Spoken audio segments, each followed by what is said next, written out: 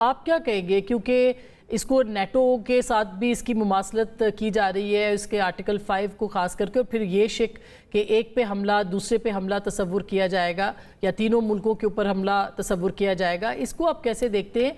क्या आपको लगता है कि रीजनल जो सिक्योरिटी का एक बन रहा है एक प्रोग्राम, या जिसे कहना चाहिए कि रीजनल लेवल के ऊपर अब सिक्योरिटी के पैरामीटर्स लिए जाएंगे, उसके ऊपर अमेरिका भी रजामंद है और खुशदिली से कबूल करेगा इस तरह के अलायंस? बहुत शुक्रिया। आपके मेहमानों ने बड़ा अच्छा इसका अहाता पहले ही कर दिया। यकीनन ये एक बहुत अहम कदम है और हिस्टोरिक है या नहीं इसका फैसला हिस्ट्री करेगी, लेकिन बहुत इंपॉर्टेंट है। और जो एक चेंजिंग वर्ल्ड ऑर्डर है ये उसका हिस्सा है।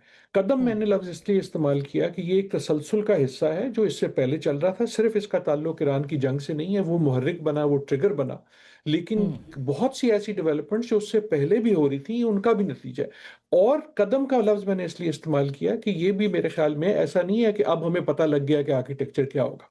अभी और बड़ी तब्दीलियां आएंगी, इस मुआहदे में भी तब्दीलियां आएंगी। शायद नए एक्टर्स आ जाएं, शायद नई मेंबर आ जाएं, शायद कोई निकल जाए, शायद कोई और मुआहदे हो जाएं जिसमें डॉटेड लाइन हो या इसके खिलाफ हो। तो बहुत कुछ होगा जिसका वजह मेरे कहने की है कि हम एक स्टेट ऑफ फ्लक्स में है। फ्लक्स का मतलब ये कि ऐसी सूरत हाल जहां हमें पता है कि जो मौजूदा निज़ाम है, जो मौजूदा नक्शा है, वो टूट गया, वो बिखर गया। कोई तरीका ऐसा नहीं है कि हम वहां पहुंच जाए। अब नया चेहरा क्या निकलेगा? सारे जो एक्टर्स हैं उस नए चेहरे को इन्फ्लुएंस करने की कोशिश कर रहे हैं और ऐसा ही तारीख में होता है। सो ये उसका हिस्सा है। और ये अगर हम इसका भी तसलसल देखें तो एट वन पॉइंट तो इसमें कोई नई चीज नहीं है ना। देखिए ना, पाकिस्तान और तुर्की के तो बहुत पहले, जैसे वजीर आजम साहब ने भी कहा, बहुत से ताल्लुकात हैं, इससे कहीं ज्यादा ताल्लुकात हैं, दिफाई भी हैं, दूसरे भी हैं।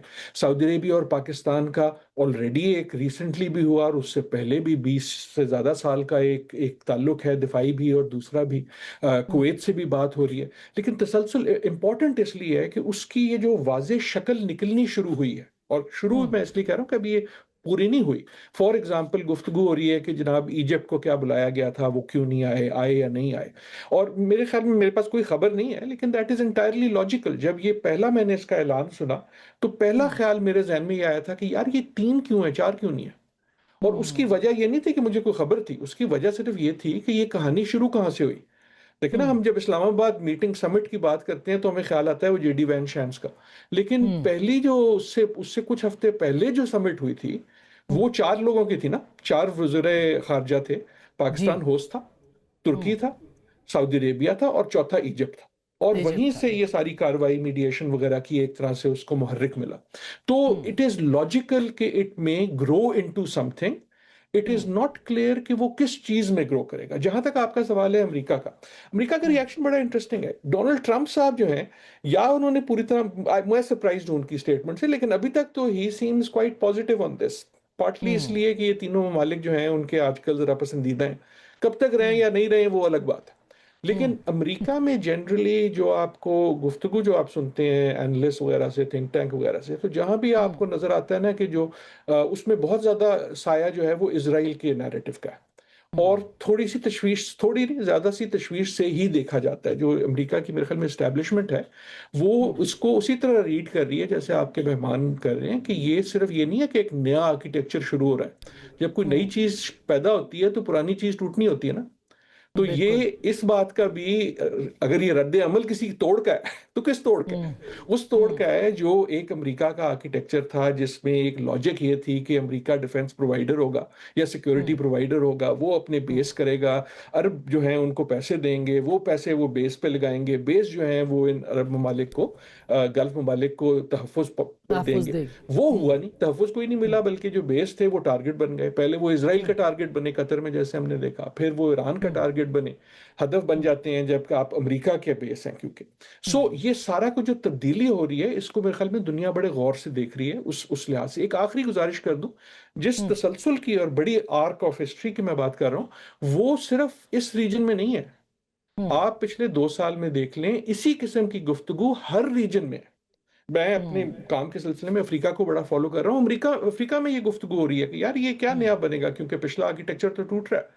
आप एग्जैक्टली। लैटिन अमेरिका में ये देख रहे हैं कि ये सोचते हैं कि यूरोप के अच्छा यार, अंदर अगर इवन। बड़े चौधरी साहब बड़े नहीं रहे तो फिर मैंने किससे क्या बात करनी है, चाहे वो ट्रेड की हो चाहे वो दूसरी हो। इवन विद इन नेटो, जो आपने नेटो का जिक्र किया और उस पर मैं खत्म करता हूँ, इवन विद इन नेटो अब तो बड़ी खुल के गुफ्तगू ये हो रही है कि यार नेटो जो है वो तो थोड़ा सा लंगड़ा लूला हो गया, सो इसके बाद क्या होगा, इसके बाद क्या बिल्कुल आर्किटेक्चर होगा। एंड बिल्कुल। Within NATO countries are saying कि अच्छा वो तो हम कोशिश करते हैं उसको बचाने की, लेकिन साथ जो है आप कोई दूसरी क्योंकि again in a time of flux that is what you do. मेरे ख्याल में लोग कहते हैं नेटो नहीं है, लेकिन नेटो से इसमें बहुत सी मुमासलत है। नेटो भी डिफाई एक पैक्ट है।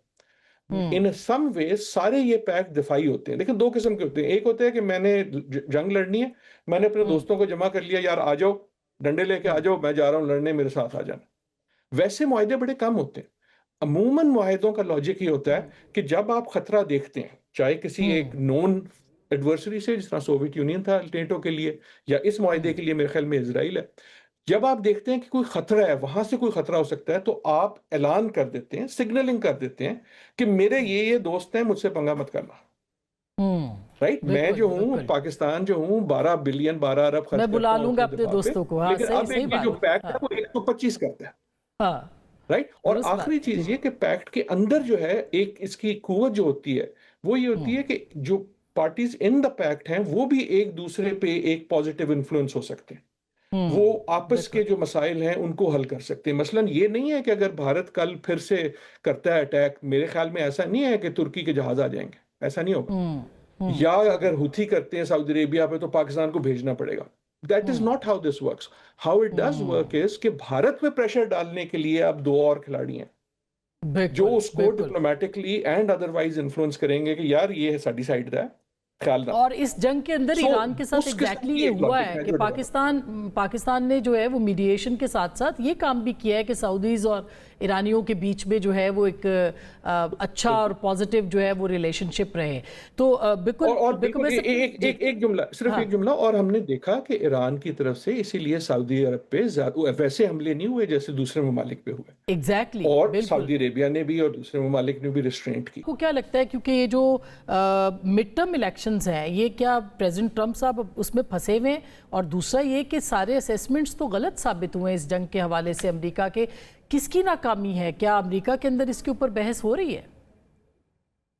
जी बिल्कुल, बहुत बहस हो रही है। मैं दो चीज़ें आपने पूछी और दोनों का जवाब थोड़ा सा कॉन्ट्रडिक्टरी है। इलेक्शन जो है उसमें डोनाल्ड ट्रंप साहब को बहुत मसाइल हैं, लेकिन उन मसाइल का ताल्लुक अब ईरान से नहीं है। जी जी। उनका ताल्लुक अगर ईरान से है तो वो इसराइल के हवाले से। जंग ठीक। Is not a election issue really. The real issue is also become कि यार ये इसराइल हम किसके लिए लड़ रहे हैं। ये नहीं कि हम लड़ रहे हैं, कि हम किसके लिए लड़ रहे हैं। और आपने वो कुछ इलेक्शंस में भी देखा, जिस तरह मिशिगन वगैरह में भी, तो वो द बिगेस्ट इशू इज कि ये एक तरह से जो अमेरिका में उनकी पॉलिटिक्स का वो कई मसले होते हैं ना, जिसपे कोई कुछ नहीं कह सकता, वो बिल्कुल ग्रीड होते हैं।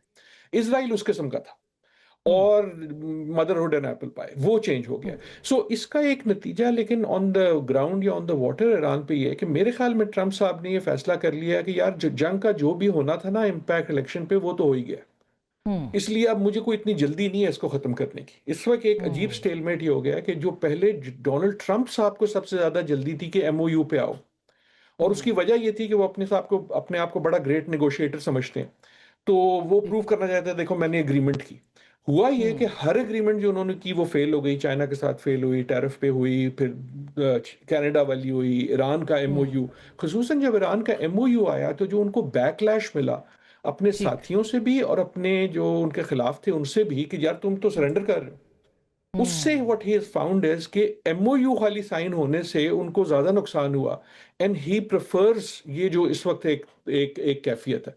एंड बिल्कुल। ईरान ऑल्सो प्रेफर्स कि अगर वो थोड़ी सी लंबी हो जाए, लेकिन ये इनडेफिनेट तो नहीं रह सकती। अमेरिका में जो गुफ्तगू हो रही है एग्जैक्टली। उसका जिक्र हो रहा है कि जी जनाब ये ट्रंप की फॉर एवर वॉर है। राइट, उसकी एक उन पे जरूर कॉस्ट है, लेकिन आई डू नॉट थिंक कि he is feeling the pressure of the election इस जंग की वजह से, दूसरी अच्छा। बहुत सारी चीजों से। इसका ताल्लुक जो बिल्कुल। है वो आपके सवाल के दूसरे हिस्से से है कि किसको सबसे ज्यादा नुकसान हुआ। मेरे ख्याल में नुकसान सबसे ज्यादा उसको हुआ जो समझा था कि ये इसकी उसकी सबसे बड़ी विक्ट्री है, और उसका नाम है नेतन्याहू। नेतन्याहू साहब ने समझा ये था और कहा भी ये था कि ट्रंप को जंग में लाना उनकी सबसे बड़ी विक्ट्री है।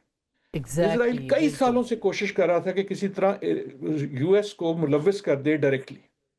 अच्छा, वो जो एग्जैक्टली, है उल्टा पड़ गया। बिल्कुल उल्टा बिल्कुल इसी ये। तरह पड़ गया कि एक तो हाँ, अब अमेरिका उस पर कुछ प्रेशर डालता है, उससे ठीक ज्यादा बात है। ये है कि ईरान ने बहुत कुछ जो किया पिछले 6 महीने में, वो नहीं हम्म। कर सकता था अगर यूएस उसमें इन्वॉल्व ना होता। देखो ना, अगर दुरुस्त। यूएस ना होता, अगर सिर्फ ऑफ इसराइल, ये सब कोर्स। कुछ होता लेकिन सिर्फ इसराइल कर रहा होता जैसे जी पहले भी करता था, तो वो जी कोई रिएक्शन दे देता, लेकिन इतना जी। जवाब नहीं था हॉर्मुज़ बंद करने का। अच्छा, उसके पास वेरी जवाब इतना इंटरेस्टिंग। ना होता अमेरिकन बेसिस पे अटैक करने का इंतमाम मुल्क ने।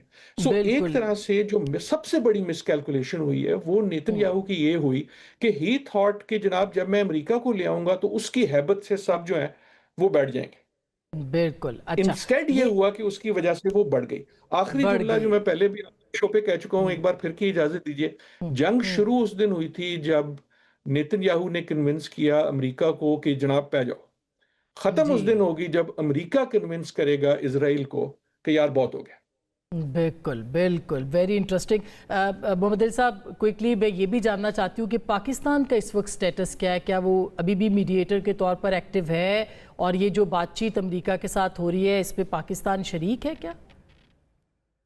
देखिए, पाकिस्तान डे वन से उसकी कोशिश रही है और इस वक्त भी है कि एक देरपा जंगबंदी जो है वो वक़्फ़-पज़ीर हो जाए तमाम फ्रंट्स हम्म पे। हम्म, और जिस तरह मैंने अभी गुज़ारिश भी की कि ये जो पाकिस्तान, तुर्की और सऊदी अरब का जो दवाही माहिदा भी हुआ है, जी इसमें भी पाकिस्तान और इन तीनों ममालिक ने ख़ुसूसन सदर ट्रंप को कायल करने की भरपूर सिफारती कोशिश की है हम्म कि कशीदगी में कमी के लिए ज़रूरी है कि अमरीकी हमले जो हैं ईरान पे रोके जाएँ।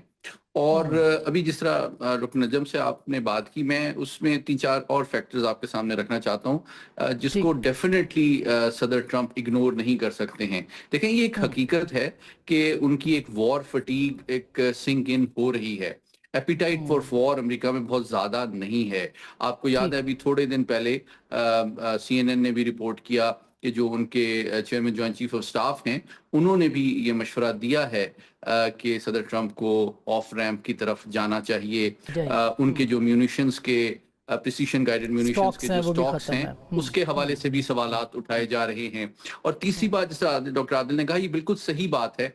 अगर अमेरिका इस जंग में शरीक ना होता तो ईरान को ये जवाज़ नहीं मिलना था कि वो अरब ममालिक के खिलाफ हमले करे। और हम्म, इस बात का एहसास अरब दुनिया में भी, मैं समझता हूँ, शायद अब ईरान पाया जा रहा है। और पाकिस्तान से ज्यादा पाया जाता है कि बिल्कुल। अमरीकी बेसिस की वजह से वो टारगेट बने उनको हैं। और इनसिक्योरिटी है, सिक्योरिटी नहीं मुस्तकबिल है। में, एग्जैक्टली हाँ। और एक जुमला बिल्कुल। सिर्फ मैं कहना चाहता हम्म हूँ जो बहुत इंपॉर्टेंट है। देखें, जो अरब भाई हैं हमारे और अरब ममालिक, उनको इस बात का बखूबी एहसास है कि हम्म पिछले 40 साल में जितनी जंगें अमेरिका ने मुस्लिम दुनिया में बिलमूम और अरब दुनिया में बिलखुसूस लड़ी हैं, एक ना हम्म, एक दिन अमरीकी अफवाज वापस चली जाती हैं। बिल्कुल उन्होंने ईरान के साथ हजारों साल से गुजारा किया है और आइंदा भी करना पड़ेगा। इसलिए वो सिक्योरिटी की अरेंजमेंट को देरपा अमन और डी एस्केलेशन के कॉन्टेक्स्ट में देखते हैं, बजाय इसके कि वो अमेरिका से तवक्को करें कि वो उनको सपोर्ट करे ईरान के खिलाफ हमलों में। और बिल्कुल ये एक बिल्कुल मुस्बत और एक पॉजिटिव डेवलपमेंट है। बिल्कुल। और मेरा ख्याल है चीन भी यही चाहता है, क्योंकि जो रिसेंट बातचीत हुई उसमें अब्बास अरागची साहब पहले चाइना जाना, फिर रशिया जाना, और उसके अंदर उसके बाद जो 4 नुकात जिसका जौहर साहब ने भी जिक्र किया जो वहाँ से आए थे एलामिया में, उसमें भी regional security and development parameters के हवाले से बात हुई थी।